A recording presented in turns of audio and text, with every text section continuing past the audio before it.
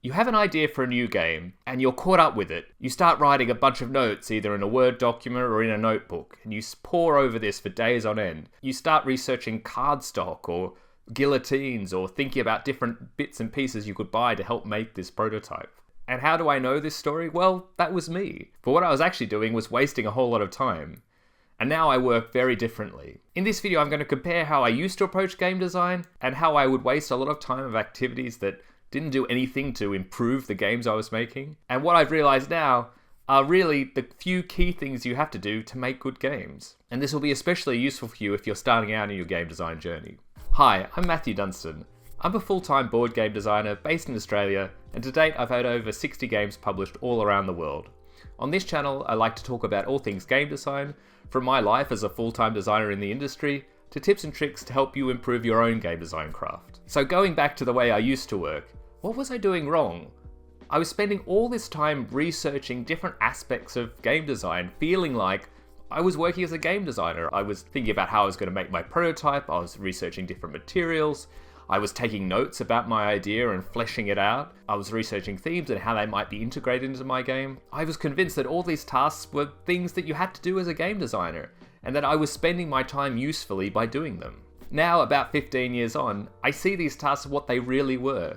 Effectively procrastination for me doing what is the hardest part about game design, but in effect the only thing that really matters, and that is actually playing your designs. And now when it comes to designing new games, I try to follow one simple rule.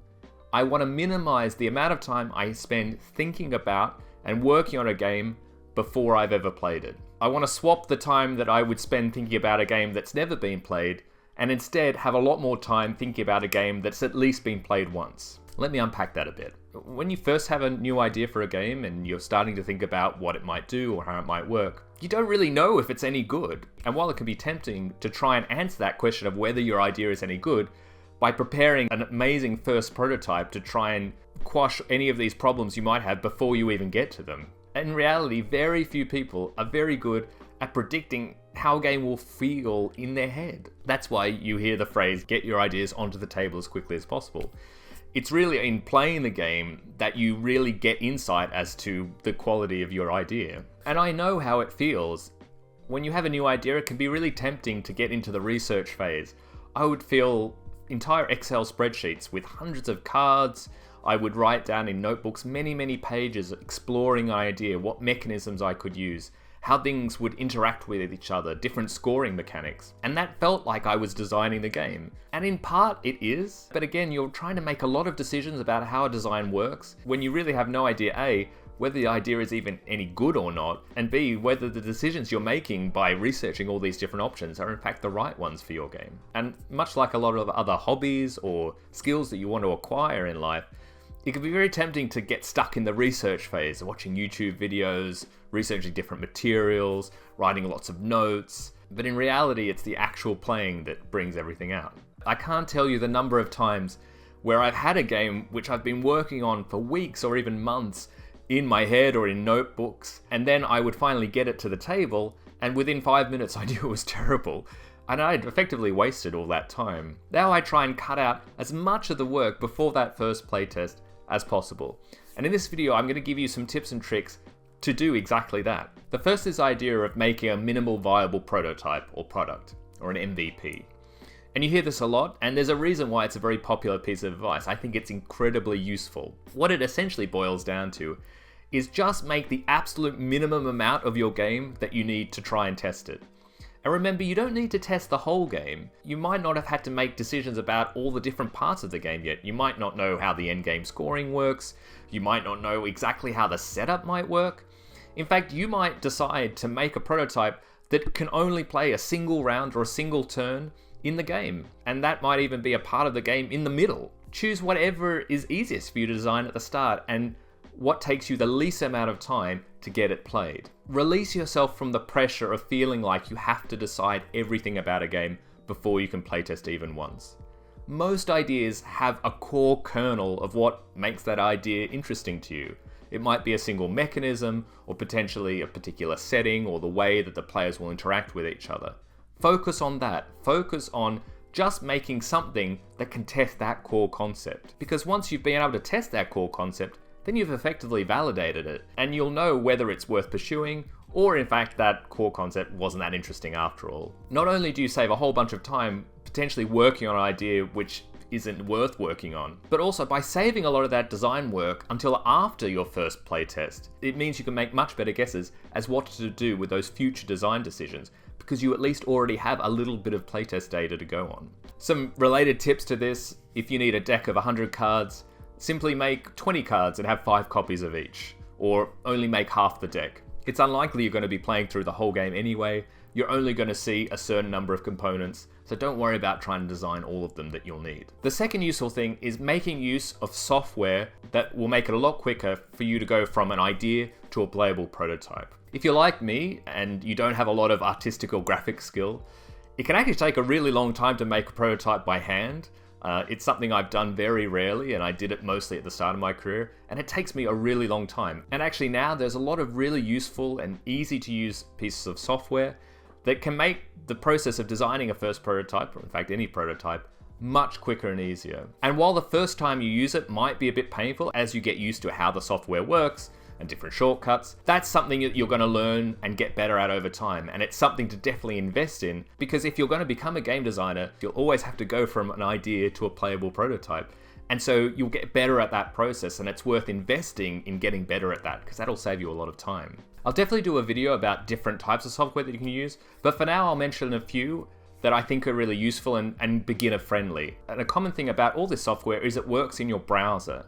So effectively it doesn't matter what operating system or computer you have, you can be confident that you're always going to be using the most up-to-date version of this software. You don't have to update it, it's always going to work, and it's actually really easy to share with collaborators or playtesters. And the 3 I would look at are Dexterous, Screentop.gg, and playingcards.io. I'll leave links to all of them in the description to this video, and I would definitely check them out. They all have excellent tutorials, and they're all free to start making games on. Usually in the free package you can only make a couple of different projects at a time, but if you're starting out, that's all you need. And that's the other great thing about these. There's very little barrier to entry financially. And if you'd like me to do a video specifically about using these software, please do let me know in the comments below, and I'll add that to the list of videos that I'm going to make. And the reason you want to get proficient with these types of software is that you want to lessen the amount of time you need to actually make a prototype and test it. And this comes on to my next point, and that is to try and minimize the amount of time that elapses between making a prototype and testing it. When you're in the midst of making a prototype, I would say that's the really hard design work. You are thinking very hard about how the game works, and you're making different decisions about what mechanisms to use,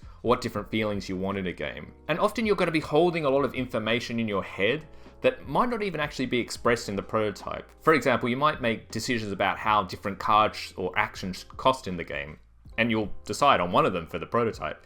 But in your head, you knew that you were deciding between a few different ones, and you have a bit of an idea of the thinking that went into making that decision about what costs to use. The reason I talk about this is that when you get to a playtest, if you still have a lot of those thoughts in your head, if the design process is still fresh in your mind, then it's often a lot easier to interpret the results of that playtest and actually go back to those thoughts and go, oh yes, I thought that these costs had to be a lot cheaper, but actually it's obvious that they need to be much more expensive in the game. Or it could be, oh, I thought I was going to use that particular mechanism, but I forgot to put it in the game. But actually now playing the game, I realize I really need to use that mechanism to have the right form of interaction between the players. And this can be really fruitful and actually very efficient, because you haven't forgotten anything that you discarded in that design process, and you have easy access to it to re-implement it in the game after that playtest if the playtest shows that it's needed. On the other hand, if a long period of time elapses between the point of you making the prototype and when you actually get to playtest it, you will have lost all of that information in your head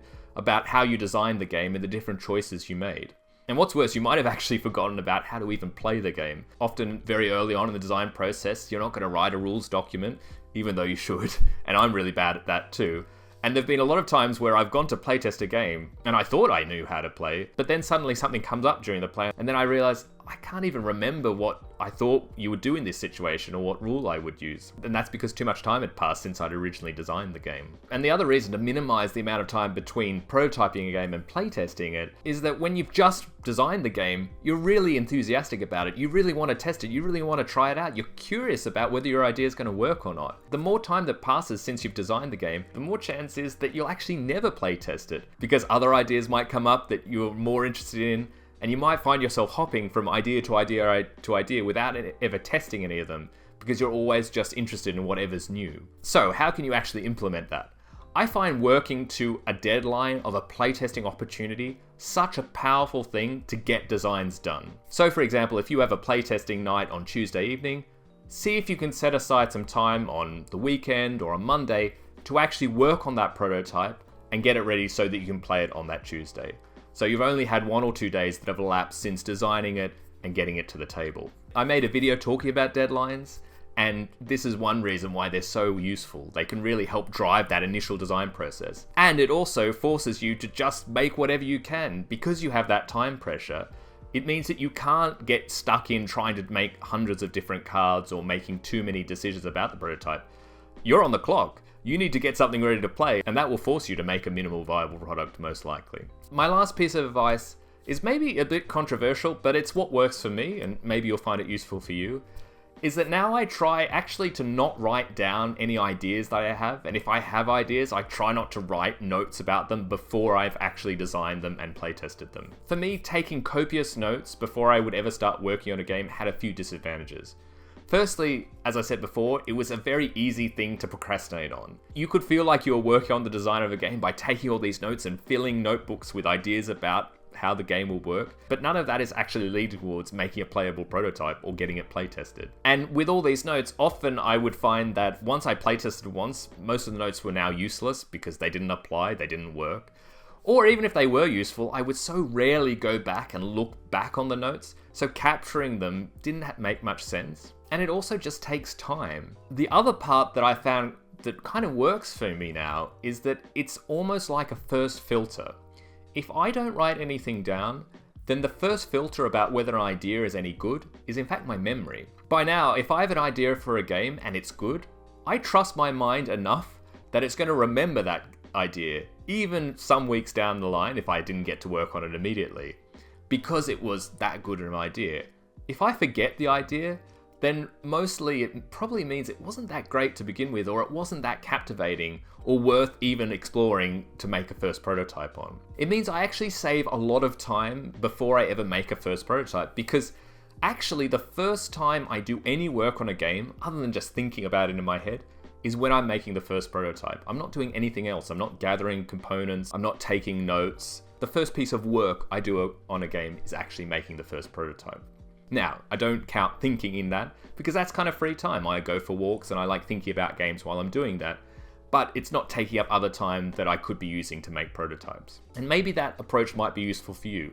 See if you can actually not take a whole bunch of notes before you start working on a game, and simply have the first thing that you do on a game is actually making a prototype. And even more, see if you can make that prototype in one sitting. See if you can set yourself a time limit of 1 or 2 hours and get a playable prototype done in that amount of time.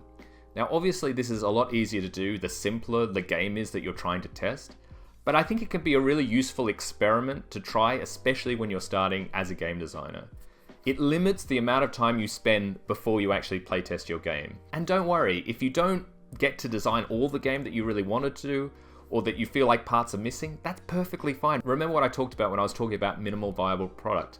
Probably what you already have is absolutely fine to test with your players. Maybe you're only going to play it for 5 or 10 minutes or for a single turn or round, but that will be enough to give you a lot of really useful data. And it'll make the next time you sit down to work on that prototype all the more productive, because you've now got these new insights that you got from the playtest. So I hope you find that useful, and to that end, I'd love to set all my viewers a challenge to do exactly what I've described in this video. Take a new idea that you want to make a game on, and sit down for 1 to 2 hours and make the first prototype. Don't make any notes beforehand, and see what you can get done in 1 to 2 hours, with the aim for whatever you have done at the end of that time to be able to be played with you and some other playtesters. Let me know down in the comments below if you're going to try out that challenge and what idea you want to work on, and when you think you're going to be able to playtest that game. Setting a deadline for yourself can be one of the most important things to push you forward in your game design journey. But as always, thanks very much for watching, and all the best in your game design journey. Bye.